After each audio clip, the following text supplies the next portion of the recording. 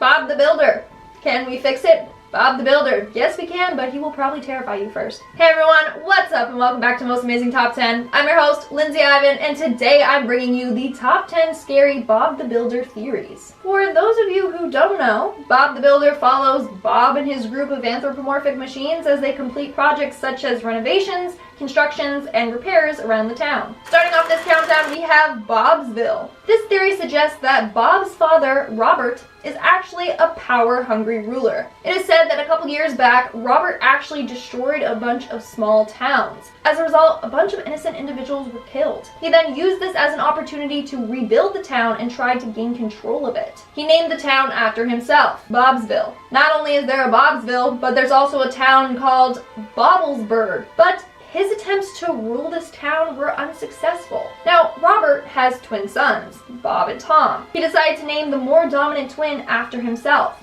aka Bob. He is raising Bob to become an exact copy of himself. Since he couldn't gain control of the town, he wants Bob to. In fact, it may just be him who is causing trouble around the town. He isn't present in most episodes, so we don't know where he is or what he's up to. He could just be making work for Bob around the town to A, prepare Bob for when he takes over, or B, to show the town how dependent they are on his family. What's scary is that if the Bobs don't take over, he may just destroy the town again and try again. Moving on to number 9, we have the communist propaganda. So people theorize that Bob the Builder takes place in a communist society. So let's look at the facts. First, they believe that the catchphrase, "Yes, we can," is the government's slogan, meaning as a united society, we can do anything. Seems kind of like the famous rallying chants from the Communist Manifesto by Karl Marx, which was "Workers of the world unite." They are basically trying to entice people into thinking that their communist lifestyle is beneficial for them. Then you have Bob and Wendy, who are seen to do endless jobs for free. You never see them getting paid. Lastly, a communist society has claims that it would free up individuals from long working days by automating production. Well, in Bob the Builder, they have tons of machines that can operate by themselves, and that they do most of the work for them. In our 8th spot, we have the government's secret agenda. So it's theorized that Bob the Builder wasn't just created to entertain children. It is said that it was in fact created by the government to try and influence kids to become tradespeople in the future, in order to help strengthen the economy. Skilled trades play a huge role in economy and society. From our cars to our food to our houses, we depend on trades in almost every aspect of our lives. In fact, in the US, it is said that they are facing a huge decline in skilled laborers. As the baby boomers start to retire, the demand is only going to increase. Therefore, Bob the Builder was created to try and get this new generation of children to become tradespeople to satisfy this demand. Coming in at number 7, we have the mutated humans. So Bob the Builder is a human living in a world where there are talking machines. But is he really human? Because take a look. He only has 4 fingers, or 3 fingers and 1 thumb.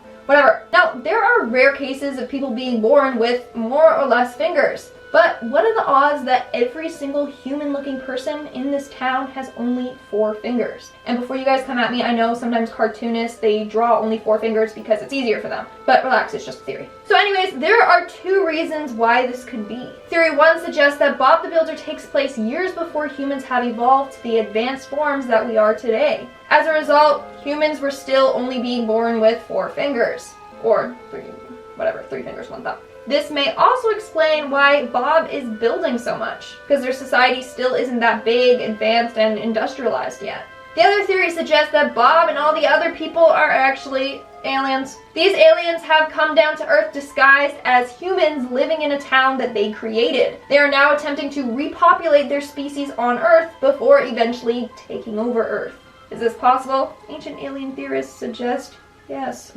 Let me know in the comments below if you get that reference. Moving on to number 6, we have Bob is dead. Yep, you heard me. Bob died several years ago and is now replaced by a look-alike. So why or how did Bob die? Well, it's theorized that Bob died while working on the job. We never see any workplace safety inspectors, so it's said that they were very negligent. They weren't doing their job to make sure that Bob was following proper protocol and working safely. When Bob died from a terrible workplace accident, people started investigating and questioning his death. The government ended up covering up this death and saying, hey look, Bob is still alive. Then they replaced him with a Bob look-alike, which frankly looks nothing like him. Like, he's just taller, he has a different voice, he looks younger, he has a different face shape, and he has 5 fingers. We are now at our 5th and halfway mark with Caillou the Builder. What does Bob the Builder and the little boy Caillou have in common? Well, apparently, they're one and the same. That's right, people have created a theory saying that Bob the Builder is Caillou all grown up. So if you compare Bob and Caillou, they do kind of look the same. They have the same thin, small features like eyes, mouth, and ears, and their head shape is kind of the same. They also both like to wear yellow, and they both like to build. So people theorize that Caillou got older and fulfilled his passion for building and became the man named Bob that we see today. Don't know why he changed his name though. Could be that people kept pronouncing his name wrong, like pronouncing it like Caillou or Caillou. So then he just changed it to the simplest name that he knew, Bob. Or else he could have been Caillou the construction worker, but that's a mouthful, so. In our 4th spot, we have the evil scientist. Apparently, there are way too many characters that are actually evil scientists, like Dora or Ryder from Paw Patrol, and now Bob the Builder. So it is said that Bob is an evil mastermind that has managed to turn people into machines or vehicles. So in the show, there are tons of different construction vehicles that have eyes, mouths, and can talk. It is said that Bob was conducting experiments on prisoners, trying to turn them into useful members of society. Since he owns his own construction yard, he made these individuals useful to himself. So he turned them into machines that can do his dirty work for him. Bob now has complete control over these machines. They have no free will, and they are now his slaves. They must always do as they're told. Wendy better watch out, because she may be the next one to be turned into a machine. Making our way down the list at number 3, we have the evil twin. So this was a huge surprise to me, but Bob actually has a twin. His name is Tom. I just never knew that. Well, maybe that's because he was never present in any of the older episodes. He made his debut in the Christmas special and was only mentioned briefly in season 14. Well, people theorize that Tom is actually Bob's evil twin, whose main job is to cause chaos around the town. Clearly, Bob was more successful than Tom and received all of the attention. As a result, Tom is seeking vengeance on his brother. So, you know that Scarecrow character named Spud? May just be that Spud is Tom in disguise. That way, no one knows that it's him. Spud is the antagonist in the series and does things like steal and break items. It could possibly be his jealous brother in disguise. Moving on to number 2, we have the Anxious Crane. One of Bob's work machines is a blue crane named Lofty. Now, Lofty is much different than all the other machines. He is super anxious all the time. He often cowers in fears and talks with a shaky voice. Well, it's said that Bob is the reason for Lofty's behavior. So in this town, Bob has a reputation of being perfect. He's passionate about his work, determined to always get the job done, and in the end, he always succeeds.